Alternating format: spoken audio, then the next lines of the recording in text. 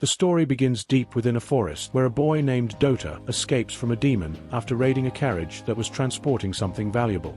Without realizing it, he has caused the massacre of the holy knights who were guarding the carriage, since more demons of the same species appeared and slaughtered the holy knights. Apparently, the temple had set them up in a trap, and one of their members, upon being discovered, fled the place, leaving the others behind. Meanwhile, Dota runs to escape from a demon, while dragging a coffin that seems to be valuable. However, he cannot keep up the pace, and falls wounded, left at the demon's mercy. When he is about to die, Xylo appears, one of his companions, and saves him by killing the demon. Angrily, Xylo treats his wound, but Dota cannot endure the pain and prefers to die, arguing that he can later be revived using any corpse. In this world, heroes can die as many times as they want, but when they are revived, their souls are dragged back to the point where they may lose their memories and recollections each time. Xylo tries to make Dota understand this, and also asks him to stop stealing, since he had sent him to watch over the fairies, the name used for that species of demon, or at least what Xylo calls them, because their real name is few. Dota feels overwhelmed upon seeing so many fairies together. Xylo mentions that it is a plague of the Demon King. According to the general report, there will be around 5,000, and only the two of them will have to exterminate them. Soon, the Demon King's plague will corrupt the forest, and they will have to help the Holy Knights escape. He also reminds Dota not to even think about running away, because if he does, he will be killed. As they are about to leave, Xylo notices the coffin Dota stole. After scolding him, he inspects it, and finds the corpse of a girl inside. Seeing his worried expression, Dota asks if she is royalty, but Xylo tells him that the girl is a goddess, one of the weapons created to fight the Demon King. To avoid further trouble, Xylo decides to leave the girl behind. Later, they discover a reconnaissance unit being attacked by the fairies. Dota suggests escaping, but Xylo, seeing that some knights are still resisting, decides to help them, since their mission is to save as many as they can. Suddenly, the goddess appears before them. Seeing Xylo's will, she promises to help him and guarantee his victory, but in exchange, he must worship her with praise while patting her head. Xylo has no doubt that she is a goddess when he sees how she demands attention, deducing that she must be the 13th goddess who had not yet been activated. The goddess confirms this and introduces herself as Tiarita. Even so, Xylo rejects her help and asks Dota to take care of her. Then he charges at the demons while Dota, from a distance, gives him the best attack positions. Tiarita follows him to help, but Xylo angrily makes it clear that he does not need her help.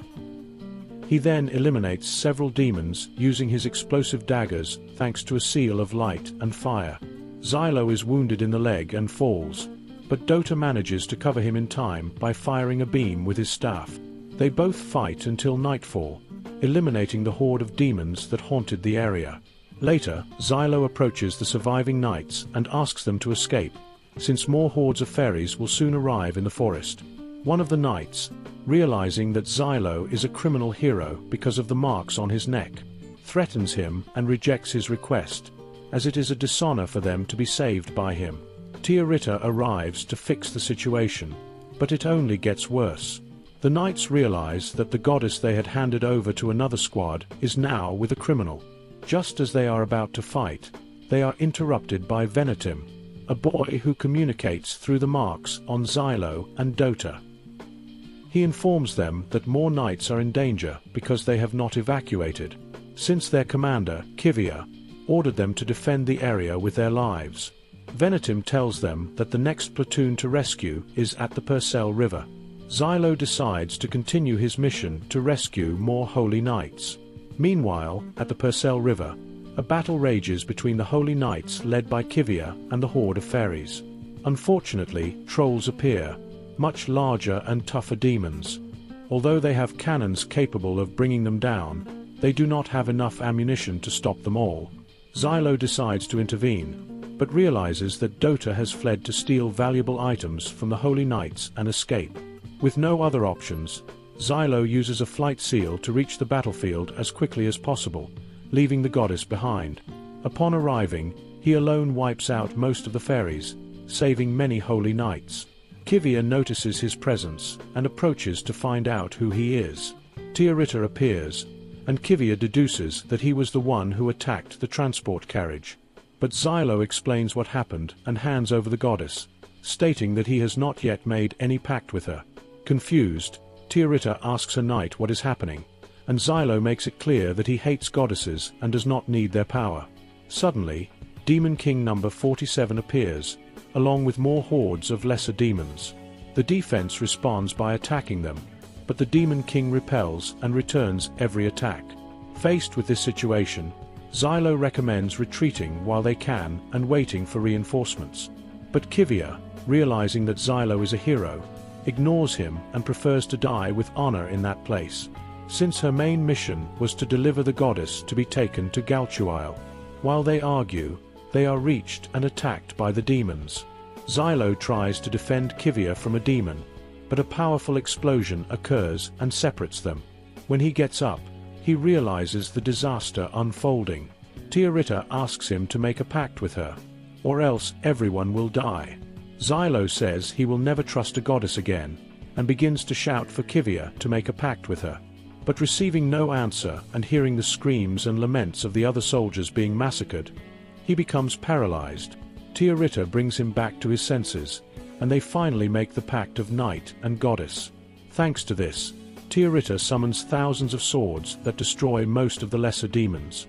She also creates swords that Xylo throws, which explode upon contact with the demons. Once the battlefield is cleared, Xylo realizes that Kivia is still alive. He orders her to evacuate with the survivors while he takes care of killing Demon King 47. Step by step, he advances, defeating more demons until he reaches the Demon King, to whom he blows off a large part of his body with a massive sword generated by the goddess. However, the Demon King regenerates the damaged part, extending his limbs and becoming even more powerful. Xylo falls while protecting Tiarita and luckily encounters Dota, who was fleeing with an earth seal he had stolen from the knights. When Xylo discovers this, he rejoices and forgives him, planning to use the earth seal, which is basically a massive bomb. With it, he manages to exterminate Demon King 47, who explodes completely. The remaining demons begin to flee. Tiarita demands her reward for eliminating the Demon King and asks for her head to be patted. After so much insistence, Xylo decides to do it, but the moment he touches her, he has a brief memory.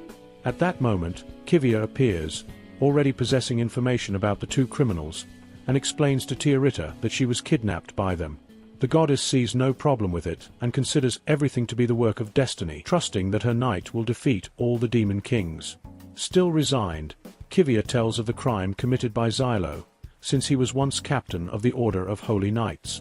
However, he was accused of murdering the goddess with whom he had a pact with his own hands.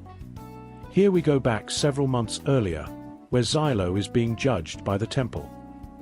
He had acted without authorization, causing the death of his troops at the hands of Demon King number 11, and also ending the life of the goddess Minerva.